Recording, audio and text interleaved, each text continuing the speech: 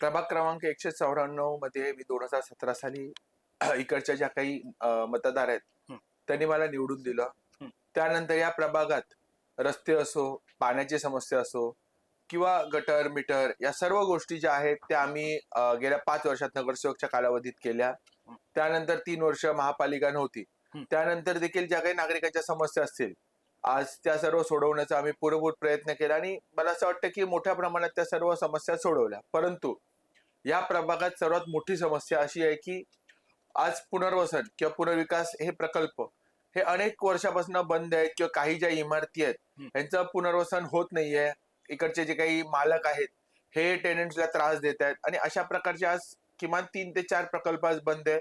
सर्वात मोठं काम असं असेल, ठीक आहे आम्ही त्याला पाणी देतो, आम्ही त्यांच्या लादीकरणाचं काम करून देतो, आम्ही त्यांना शौचालयाची सुविधा देखील देतो, पण त्यांची ज्या प्रकारे ते आज तिकडे राहत आहेत त्यांची जी काही अवस्था आहे यासाठी तिथे पुनर्वसन होणं गरजेचं आहे. आणि त्यासाठी आज आम्ही सर्वात महत्वाचं माझं काम असेल की शिवसेना भाजप ही सरकार आहे. आज या सरकारमुळे एक सकारात्मक आपल्याकडे फडणवीस साहेब असून देत, बरोबर.